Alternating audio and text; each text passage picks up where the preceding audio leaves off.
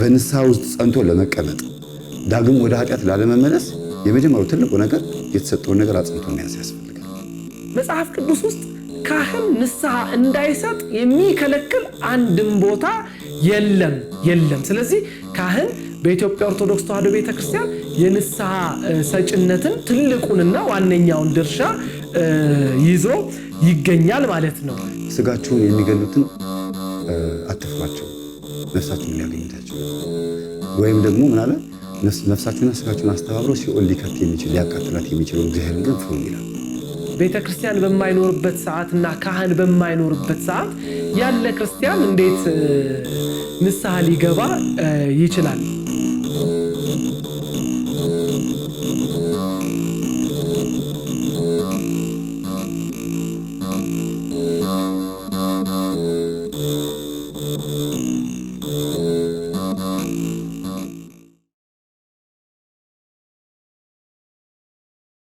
የኢትዮጵያ ኦርቶዶክስ ተዋሕዶ ቤተክርስቲያን ካህንን ለንስሐ መጠቀም ልማዷና ሃይማኖቷ ነው።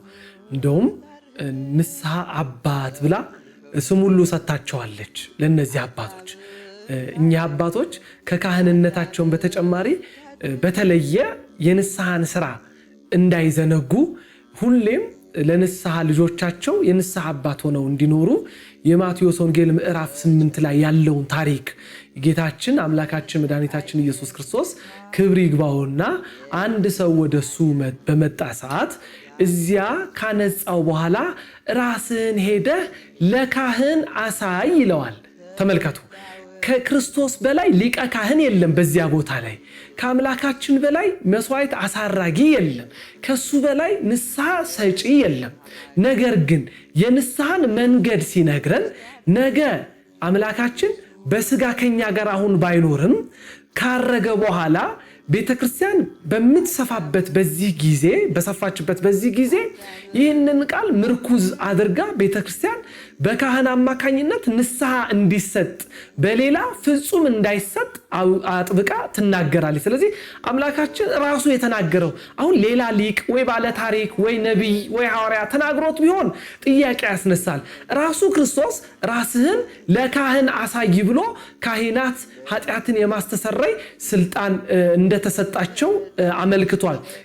ቅድም በጠቀስነው ምዕራፍ በማቴዎስ ወንጌል ምዕራፍ 16 ቁጥር 18 ላይም እነሆ የመክፈቻና የመዝጊያ የማሰሪያና የመፍቻ ቁልፍ ለቅዱስ ጴጥሮስ ሲሰጠው ይህንን ታሳቢ አድርጎ ነው። የሚፈታ ማለት ኃጢአት ነው። የሚያዝ ደግሞ ካህናት የሚይዙት አታድርግ ብለው የሚያወግዙትም ውግዘት አለ። ስለዚህ ይሄንን ይዘው በሉቃስ ወንጌል ምዕራፍ 21 ላይ የተመዘገበውን የሆሳዕና ታሪክ ፈታችሁ አምጡልኝ ይላቸዋል። እዛ ጋር ቅዱሳን ሐዋርያትን ተመልከቱ። ፈታችሁ አምጡልኝ የሚለው ሲተረጎም የሰው ልጅን ከማይሰራ ኃጢአት ፍቱና ወደ እኔ ይዛችሁ ቅረቡ ማለት ነው። ተመልከቱ፣ እነዚያ አህዮች የታሰሩ ናቸው። አሳሪው የማይታወቅ በምን እንደታሰሩ ምንጫቸው ያልታወቀ የሰው ልጅ በተለያየ ኃጢአቶች ብንታሰርም ካህናትን የመሰሉ ቅዱሳን ሐዋርያት ፈታችሁ አምጡልኝ ብሎ ወደ ሌላ መንደር የላካቸው በዚህ መጽሐፍ ቅዱሳዊ ምክንያት ነው። መጽሐፍ ቅዱስ ውስጥ ካህን ንስሐ እንዳይሰጥ የሚከለክል አንድም ቦታ የለም። ስለዚህ ካህን በኢትዮጵያ ኦርቶዶክስ ተዋሕዶ ቤተክርስቲያን የንስሐ ሰጭነትን ትልቁንና ዋነኛውን ድርሻ ይዞ ይገኛል ማለት ነው። ደስ የሚል ጥያቄ ነው። ክርስቶስን መምሰል ማለት በመጀመሪያ ክርስቶስ ስጋ ለብሶ ከመምጣቱ በፊት ቃል ሆኖ አዳምን ሲፈጥረው የተናገረው በዘፍጥረት ምዕራፍ 1 ቁጥር 26 ላይ እግዚአብሔርም አለ ሰውን በመልካችን እንደ ምሳሌያችን እንፍጠር አለ ይላል። እኛ እያለ ያወራው አብ ወልድ መንፈስ ቅዱስ ሥላሴን ሲናገር ነው። ግን ከዛ ውስጥ ግን ተናጋሪው ግን ከድንግል ማርያም ስጋ ከመንሳቱ በፊት ወልድ ኢየሱስ ክርስቶስ ነው የተናገረው። ይሄ ኢየሱስ ክርስቶስ ነው መልሶ እንደገና ስጋ ሲለብስ መልሶ ክርስቶስን መምሰል ንጉስ ማለት ነው። ክርስቶስ ንጉስን መምሰል ማለት ነው። ወታደር ለተገዛለት ንጉስ ቢያንስ በልብስ ባይመስለው በዙፋን ላይ በመቀመጥ ባይመስለው የንጉሱን ዙፋን መጋፋት መስሎ ቢሰማው ግን ቢያንስ ንጉሱ የሚወደው መውደድ አለበት፣ ንጉሱ የሚጠላው መጥላት አለበት። በስነ ምግባር በባህሪ ንጉሱ የማይወደው ማንኛውም ነገር በሙሉ ማስተካከል አለበት። ክርስቶስ ማለት ንጉስ ነው። ኢየሱስ መድኃኒት ማለት ነው። ስለዚህ ያ መጀመሪያ የተናገረው እግዚአብሔር ሰውንም አለ እንፍጠር፣ እንደ ምሳሌያችን እንፍጠር አለ ሲል እግዚአብሔርን መምሰል ማለት ክብሩን መውረስ። እግዚአብሔር ቅዱስ ነው፣ ቅዱስ መሆን ማለት ነው። እግዚአብሔር የተባረከ ነው፣ ስለዚህ የተባረካችሁ ሁኑ ማለት ነው። እግዚአብሔር በህይወት ውስጥ በሰው ህይወት ውስጥ ስራ መስራት ሲፈልግ ፍቅርን መጀመሪያ ሰጥቶ ነው፣ ፍቅርን አቀብሎ ነው የሚያስፈልገን። አንድ እንግዳ ወደ ቤታችን ስንጠራ ለምሳሌ ወደ እኔ ቤት እንግዳ እንዲመጣ መጀመሪያ ቤት ውስጥ የሚበላ ነው የሚጠጣ ካዘጋጀው በኋላ ነው እንግዳውን የምጠራው። ድንገት የሚመጣ እንግዳ ምናልባት ያልተዘጋጀ ነገር ሊያጋጥም ይችላል። እግዚአብሔር ግን ምንድን ያደረገው አርብ ቀን ሰው እንዲፈጠር ያደረገው ከሰኞ ከእሁድ ጀምሮ እስከ አርብ ጠዋት 3 ሰዓት ድረስ ለሰው የሚያስፈልገውን ካዘጋጀ በኋላ ሰውን አመጣ። እንደገናም ክርስቶስ ደግሞ አርብ ቀን ህይወትን ሰጠን። ስለዚህ ክርስቶስን መምሰል ማለት እኔ ጌታ ስሆን፣ እኔ እናንተ አምላካችሁ ስሆን ጎንበስ ብዬ እግራችሁን ካጠብኩኝ እናንተ ደግሞ ልክ እንደዚሁ አድርጉ። እናንተ የኔ መሆናችሁ የሚታወቀው እርስ በርስ ስትፋቀሩ ነው እያለ እያስተማረ በመካከላቸው ድሃን ባለመናቅ ዘረኛ ባለመሆን ደጉ ሳምራዊ የሚባለውን ምሳሌ ሲያመጣ ደጉ ሳምራዊ የክርስቶስ ምሳሌ ነው። ካህኑ መጣ አየው፣ የወደቀውን ሰው የቆሰለውን ሰው የተደበደበውን ሰው አየውና ከንፈሩ መጥቶ አለፈ። ሌዋዊ መጣ አየው፣ በጣም አዘነለት፣ አለፈ። አይሁዳዊ እንዲህ ያሉ ብዙ ሰዎች አይተውት፣ ባለስልጣናቶችም ከሁሉም ወገን መጥተው አይተውት ያንን ሰው ዝም ብለው ታለፉ። አንድ ሳምራዊ ሰው መጣ፣ ከአህያው ላይም ከፈረሱ ላይም ወረደ፣ አየው፣ በጣም አዘነለት። ዘይትንም አምጥቶ በቁስሉ ላይ አፈሰሰለት። አንስቶም እሱ ከፈረሱ ወርዶ እሱ ፈረሱ ላይ እንዲቀመጥ በሽተኛው እንዲቀመጥ አድርጎ ወስዶ የትም እኮ አያውቀውም ይሄን ሰው ወስዶ ለአንድ ቤት ላለው ሰው ይህንን ሰው ቁስሉ እስከሚድንለት ድረስ እባክህን አብለው አጠጣው፣ እንካ 2 ዲናር እሰጥሃለሁ፣ ይህን 2 ዲናር መንዝርና ይህን ሰው አብለው አጠጣው፣ ስመለስ ያነሰህ ነገር ካለ ምናልባት እኔ እሰጥሃለሁና ከራስህ ጨምረህ አብለው አጠጣዋል። ስለዚህ ማን እንደሆነ ሳያውቀው የምን ሀገር ብሔር የምን ሀገር ሰው ብቻ በ2 እግሩ የሚቆም የአዳም ዘር ነው። እንደኔ ሁኑ፣ ክርስቶስን መምሰል ማለት ይሄ ነው። እንደኔ ሁኑ ሲል ማንም በማንነቱ ምንም ነገር ይሁን፣ የትም ሀገር ከየትም ጉድጓድ ይምጣ፣ ሰው ብቻ ይሁን፣ ያንን ሰው መውደድ ማለት ነው። ክርስቶስን መምሰል ማለት ማንንም ሰው ሰውነቱን ወዶ ብቻ መቀበል ማለት ነው። ክርስቶስን መምሰል ማለት 2 ዲናር ከፍሎለት ሄዶ እንደገና ሲመለስ ደግሞ ተጨማሪ ካለ ከፍላለሁ ማለት እንግዲህ ለማያውቀው ሰው በጣም ከባድ ነው። እንኳን ለማያውቀው ለምናውቀው ራሱ እንኳን እንደምን አደራችሁ ተብሎ በር ሲከፈት እግዚአብሔር ይመስገን ብለን የምንበለው የምንጠጣውን አልጋ ስር የምንደብቅ ነን እንግዲህ አሁን ያለ ነው። ድሮ ደግሞ በጣም ከባድ ነው የሚሆነው። ሲበሉ አድርሰኝ ሲጣሉ መልሰኝ የተባለ አትጣሉብኝ አይነት ነገር ጥሩ ተረት እየተተረተ በነበረበት ሰዓት የነበረው አሁን የለም፣ ተቀይሯል። እና ወደ እግዚአብሔር መመለስ ማለት ነው ክርስቶስን መምሰል ማለት። ክርስቶስ ሰውን ሁሉ ወዷል። ክርስቶስ ድሃውንም ሀብታሙንም ወዷል። ክርስቶስ ለማንም ሰው ሳይደላ በጓዳ ውስጥ አልተሰቀለም፣ በአደባባይ ላይ የተሰቀለው። ሐዋርያትም ልክ እንደዚህ ነው። ሁለተኛ ቆሮንቶስ ምዕራፍ 12 ቁጥር 15 ላይ ክርስቶስ ፈተናችንን እንደሚቋቋም ፈተናውን ተቋቁሞ እንዳለፈ ሁሉ እኛም ፈተና ልንቋቋም ተጠርተናል። ፈተናውን ብንችለውና ብንቋቋመው እንኳን ለእናንተ ብለን ነው ብሎ ቅዱስ ጳውሎስ የተናገረው ቃል በዚህ ምክንያት ነውና እኔ ክርስቶስን እንደመሰልኩኝ እናንተም ደግሞ እኔን ምሰሉ አለ። ክርስቶስን ምሰሉ አላለም። በጣም በልበ ሙሉነት በኮንፊደንስ ነው የሚባለው። በልበ ሙሉነት እኔን ምሰሉ ብሎ ቅዱስ ጳውሎስ የተናገረው ፍጹም ክርስቶስን ስለመሰለው ነው። ልበሱ ወለእግዚእነ ኢየሱስ ክርስቶስ፣ ኢየሱስ ክርስቶስን ልበሱት ሲል መቼም ገላን ሳንታጠብ ንጹህ ልብስ አንለብስም። ገላችን ከታጠብን በኋላ ብንችል ብናገኝ ንጹህ ልብስ ብንለብስ ደስ ይለናል። ካጣን ግን ያንን ልብስ ደግሞ መልሰን ደርበዋለን። ግን ጥሩ አይመጣም። የልብሱ ቆሻሻ መልሶ እንደገና ንጹህ ገላችንን ያቆሽሸዋልና ኢየሱስን ከለበስ ነው ገላችን ንጹህ መሆን አለበት። ስለዚህ መልበስ ማለት ንጉስን መልበስ ማለት ነው። ክብርን መልበስ ማለት ነው።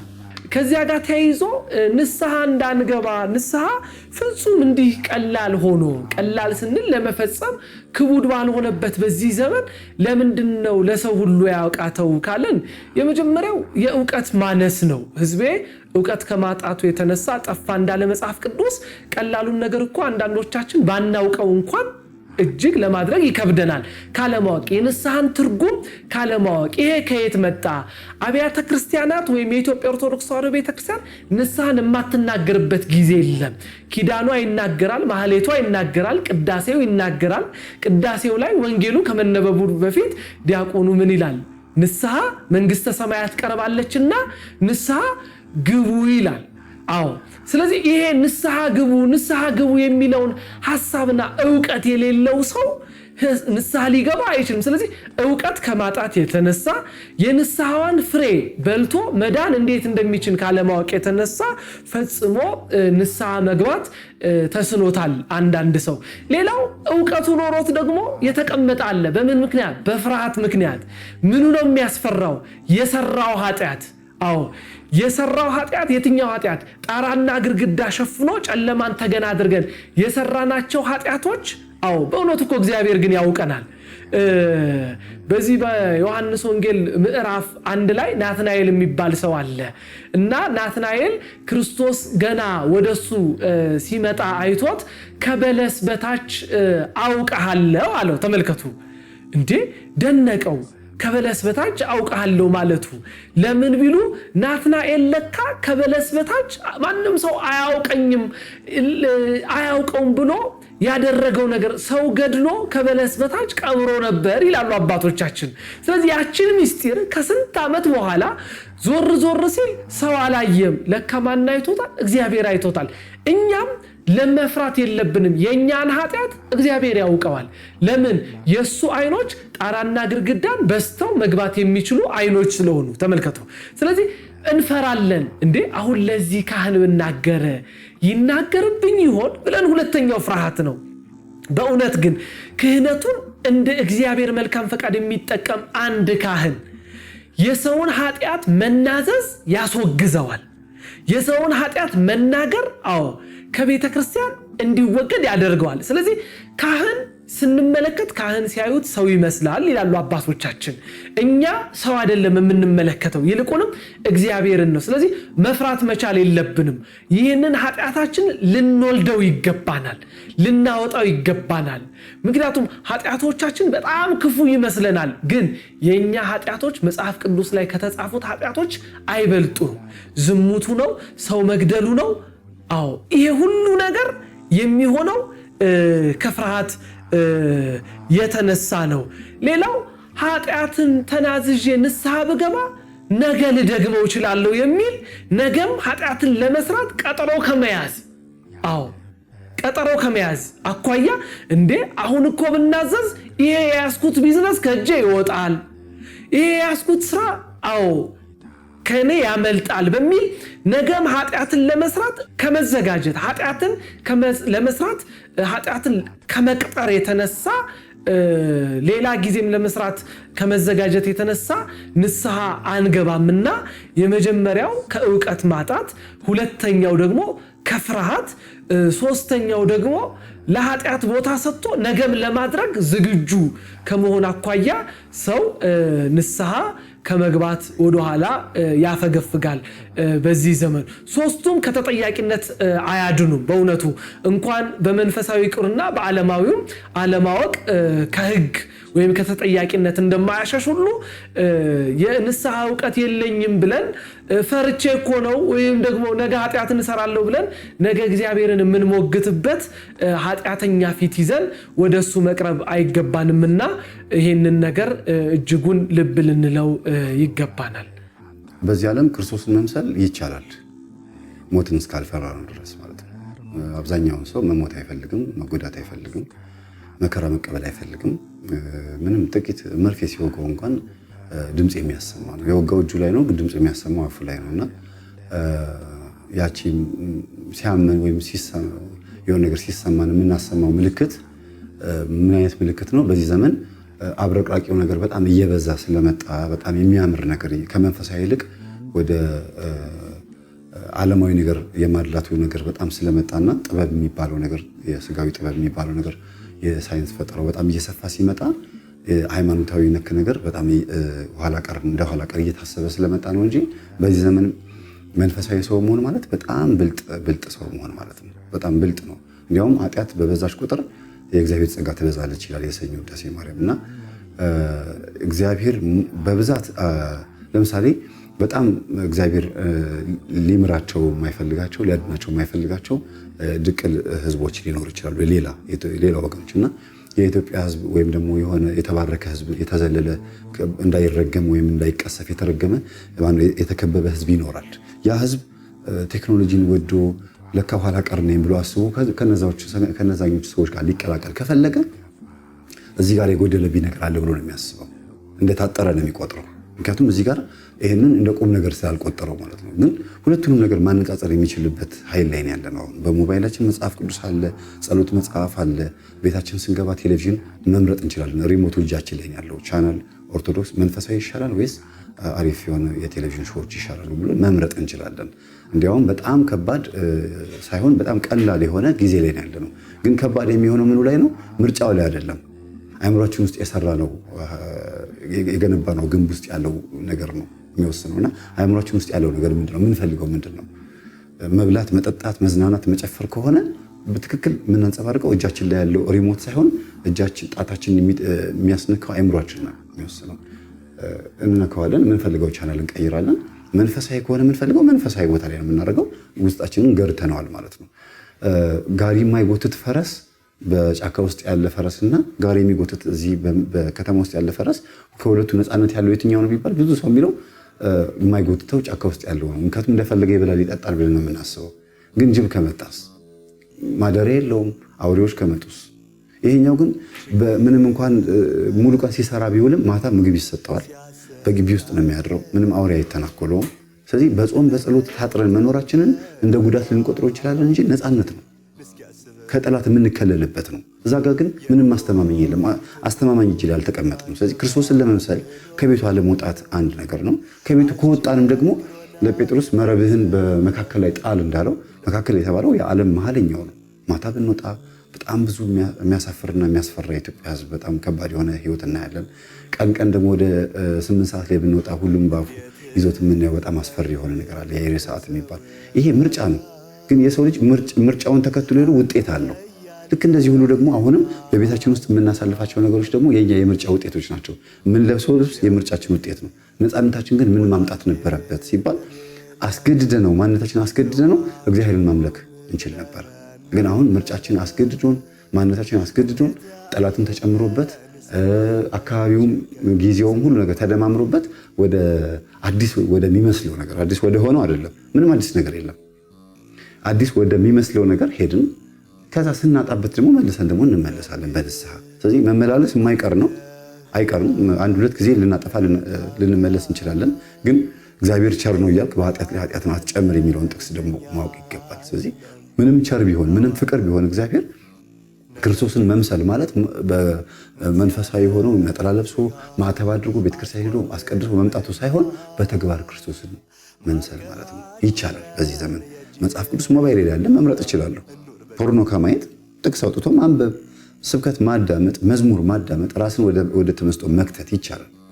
ምክንያቱም እየቀለለ መጥቷል። አሁን መንፈሳዊ ሰባኪ ላይ ያስፈልጉ ይችላል። ምናልባት ቅዳሴ፣ ክህነት የሚያስፈልገው ድቁና የሚያስፈልገው ስርዓት ብቻ ነው በአሁኑ ሰዓት ቤተክርስቲያን ውስጥ እንድንሄድ የሚያስገድደን እንጂ ስብከቱ ሁሉ ነገሩ ሞባይል ላይ ማድረግ ይቻላል። ግን ቤተክርስቲያን መሄድ አለብን። ቤተክርስቲያን መሄድ አለብን። እንባረክበታለን፣ እንቀደስበታለን፣ መንፈሳዊ ህይወታችንን እናሳድግበታለን። ከዛ በተረፈ ግን በአብዛኛውን ሰዓት የምናሳልፈው እጃችን ላይ ባለው ስክሪን ነው። እንደ ምሳሌ አድርጌ የምጠቀመው ለምንድን ነው? በህይወታችን ላይ ትልቅ ተጽዕኖ ስለሚፈጥር ነው። ቻርጅ ማድረጊያው እንደ ስጋው ደግሞ ቢታይ፣ የሞባይል ቻርጀሩ፣ ሲም ካርዱ እንደ ነፍስ ቢታይ፣ አፓራተሱ የቀፈው ደግሞ እንደ ስጋችን ቢታይ፣ ኔትወርኩ ደግሞ እንደ እግዚአብሔር ቃል ቢታይ ህይወታችን ነው የሚመስለው። ስለዚህ ቻርጅ ካልተደረገ ሞባይሉ ምንም ካርድ ብትሞላበት ኔትወርክ ያለበት ቦታ ብትሆን ፓወር ከሌለው ጥቅም የለውም። ቻርጅ ተደርጎም ሁሉ ነገር ተደርጎለትም ደግሞ ተሟልቶለት ስትደውል ካልጠራልህ ምንም ጥቅም የለውም። ቁጥር መተህ ትጠራለህ። ያ የምታስገባው ቁጥር ሞባይሉ ላይ ከዋናው ባለቤት ጋር የምትገናኝበት ነው። ስለዚህ ከሁሉም ጋር የምትገናኝበትን መስመር ማሟላት ይጠበቅብሃል። በንስሐ መመለስ ብቻ ሳይሆን ከአንተ የሚጠበቀው በንስሐ ከተመለስክ በኋላ የምትሰራቸው የምትተገብራቸው ነገሮች አሉ። ክብርን ለሚገባው ክብርን መስጠት ያስፈልጋል። አንድ ወደ ባቡር ጣቢያ እየቸኮለ የሚሄድ አንድ ሰው ነበርና ሚስቱ ከኋላ እየተከተለች በል ሰላም ይደር ሰላሙን እንግዲህ ከገባ በኋላ ደውልልኝ ምናምን ትለዋለች። እሱ ደግሞ ወደ ክፍለ ሀገር ለመሄድ ቸኩሏል። ሻንጣውን በወዛደር አሸክሟል። በይ እንግዲህ ቻው ቻው ቻው የተባባሉ እሱ ጥድፍ እያለ የሚሄደውና ልክ ባቡሩ በር ላይ ሲደርስ ከኪሱ 10 ብር አወጣ። ለሚስቱ 10 ብሩን ሰጠና ወዛደሩን ግጥም አድርጎ ስሞት ገባ። ደንግጧል፣ ቸኩሏል። መሆን የነበረበት ግን የትኛው ነው? ሚስቱን ስሞ ብሩን ለረዳቱ ሰጥቶ ነው መሄድ የነበረበት። አሁን ያለንበት ጊዜ የጥድፊያ ጊዜ ላይ ያለነው። በጣም ተጣድፈናል፣ ቸኩለናል። ስለዚህ ክብር ለሚገባው ክብርን አልሰጠንም። የገንዘብ ዋጋ ለሚሰጠው አንሰጠውም፣ አስራት የሚገባውን እንደገና ደግሞ መሳም ወይም ልክ እንደ ሚስቱን ስሟት ሊያስገባት እንደሚችለው ሁሉ ክብር ለሚገባው ክብር አልሰጠነውም። ይሄም እንደሚያሳየው አእምሯችን ትኩስ ነገር ይፈልጋል። ያዝ ለቀቅ። ለምን? ቴክኖሎጂ እየበዛ ነው። በጣም የሚታዩ ነገሮች በዙ። የአእምሮ ፈጠራ እየበዛ መጣ። ምን አለበት ለመንፈሳዊ ነገር ቢያገለግል፣ ለጥሩ ነገር ቢያገለግል፣ እግዚአብሔርን ለማወቅ ቢያገለግል። ናሽናል ጂኦግራፊ እንመለከታለን። ስነ ፍጥረታትን ስናይ በባህር ውስጥ የሚያበራ ሰውነት ያለው እንስሳ አለ። እንደገና አትክልት ሆኖ ደግሞ መሸደናደሩ ይተዋል። ይሄ ሁሉ የሚያሳየው እንስሳዎቹን ስናይ ማንን ነው እንድናስታውስ የሚረዳን? እግዚአብሔርን ነው። ግን በምናያቸው በቴሌቪዥን መስኮቶች ውስጥ እግዚአብሔርን ማየት ካልቻል፣ ስነ ፍጥረታትን ማድነቅ ካልቻልን፣ ወይም ደግሞ ወደ እንስሳ መመለስ የምንችልበትን መንገድ ካላስተካከልን አሁንም እጃችን ላይ በተሰጠን ነፃነት አልተጠቀምንበትም እንጂ የዛሬ 2000 ዓመት የነበረው ክርስቶስ አሁንም አለ። የዛሬ 2000 ዓመት ኢትዮጵያዊን ያጠመቀው ፊልጶስ፣ ጃንደረባው ፊልጶስ በደመና ላይ ተነጥቆ መጥቶ ነው ኢትዮጵያዊን ጃንደረባ ባኮስን ያጠመቀው። በደመና ላይ ተጭኖ መጥቶ አጠመቀው። ከዘመናችን መኪና፣ አውሮፕላን እና ባቡር የሚበልጥ ቴክኖሎጂ የሚበልጥ ሌላ ከባድ ነገር ውስጥ ነው፣ የሚሻል ነገር ውስጥ ነው የነበርነው። ስለዚህ ያን የነበረው ኃይል አሁንም አለ። የተለየው ትንሽ የተለወጠው ምንድን ነው? ለዓይናችን የሚከብድ ለዓይናችን ለየት ያለ አይተነው የማናውቀው ነገር ስላለ ብቻ ነው እንጂ ኑሮ ያው ራሱ ምንም የተለወጠ ነገር የለምና ክርስቶስን መልበስ ይቻላል። ተደራሽነት ቅድም ካህኑ ሊኖር ይገባል። ቤተ ክርስቲያን በማይኖርበት ሰዓትና ካህን በማይኖርበት ሰዓት ያለ ክርስቲያን እንዴት ንስሐ ሊገባ ይችላል? ይሄ በጣም ጥሩ ጥያቄ ነው። ለምን አንዳንድ ሰው በዚህ ህይወት ውስጥ ያለ ሰው አለ። እውነት ለመናገር ግን አብዛኛው በዚህ ህይወት ውስጥ አይደለም ያለው። በቁጥር ስናመዛዝነው ካህን በማይኖርበት ሰዓት ላይ በዚህ ዘመን እስካልን ድረስ የተለያዩ የመግባቢያ ቴክኖሎጂዎች አሉ። በእውነቱ በአካል ላናገኘው እንችላለን። ያንን ካህን ከልብ ካለቀሱ እንባ አይገድም ይላሉ አባቶቻችን። ስለዚህ ካህን በማናገኝበት ሰዓት ላይ የመጀመሪያው እግዚአብሔርን ይቅር በለኝ ማለት አንድ ነገር ነው። ይቅር በለኝ ብሎ ሁል ጊዜ ኃጢአትን ለእግዚአብሔር መናዘዝ። እኛ እግዚአብሔር ጋር ኃጢአትን መናዘዝ አይቻልም አላለችም ቤተክርስቲያን። በነገራችን ላይ ኃጢአታችንን ለእግዚአብሔር መናገር አይቻልም አላለችም።